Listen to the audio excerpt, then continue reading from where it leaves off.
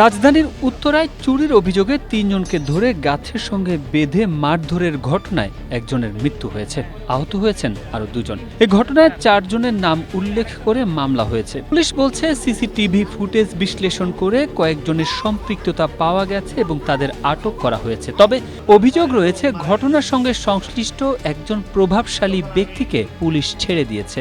একটা বাসায় চুরি হয়েছিল আপনার গত বছর, ওখানে আপনার ছিল কি বলে আপনার সিসিটিভি ফুটেজ ছিল। তো ওই ফুটেজগুলি আপনার মানে বিশ্লেষণ করে আজকে কিছু লোক এখানে গেছিল, তারপরে তাদেরকে আপনার কয়েকজন ধরে আপনার মারধর করছে। মারধর করে আপনার ৩ জনের মধ্যে একজন মারা যায়। জীবন অবাক না করলে কে করবে? 28% মিল্ক ফ্যাটের অবাক করার সাথে ফ্রেশ মিল্ক পাউডার। জীবন অবাক করুক প্রতিদিন।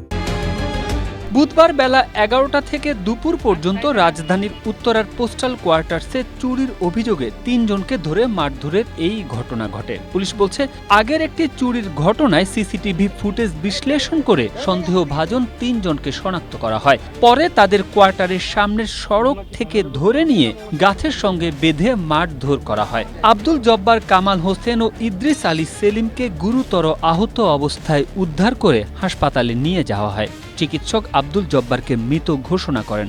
আহত ২ জন হাসপাতালে চিকিৎসাধীন। পুলিশ জানায়, ঘটনাস্থল থেকে দড়ি ও লাঠি সোটা সহ আলামত উদ্ধার করা হয়েছে। সিসিটিভি ফুটেজেও কয়েকজনকে মারধরে অংশ নিতে দেখা গেছে। প্রত্যক্ষ সাক্ষী যারা ছিল তাদেরকে আমরা জিজ্ঞাসাবাদ করেছি, তাদের কথা বললো যে এদের কথা, আর আমরা আরো তদন্ত চলবে আর কি, তদন্ত স্টার্ট হয়েছে আর কি।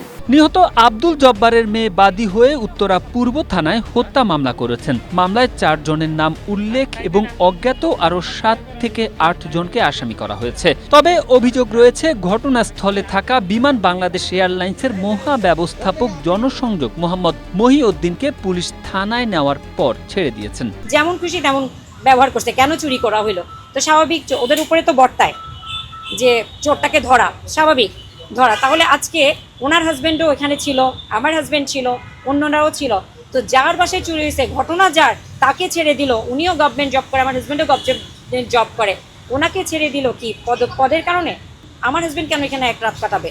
তবে অভিযোগ অস্বীকার করে বিমান কর্মকর্তা মোহাম্মদ মহিউদ্দিন দাবি করেন, ঘটনার সময় তিনি অফিসে ছিলেন এবং পরে খবর পেয়ে ঘটনাস্থলে যান। আমি অফিসে ছিলাম, তখন শুনলাম যে এখানে ৩ জন লোককে ধরেছে। অফিসে এটা যখন শুনলাম, তখন আমি যথারীতি ডিবি অফিসে ফোন দিই। ডিবি অফিস থেকে বলে যে আমাদের ফোর্স করতে আপনি যান। তো আমি যে দেখি পুলিশ দাঁড়িয়ে আছে, তখন ৩ জন লোক আটক। পুলিশ করে ওদেরকে হসপিটালে নিয়ে যায়। হসপিটালে থেকে একজন মারা যায়। পুলিশের তথ্য অনুযায়ী নিহত আব্দুল জব্বারের বিরুদ্ধে 10টি এবং আহত 2 জনের বিরুদ্ধে 2টি করে মামলা রয়েছে। Tarek Ahmed, Asia post.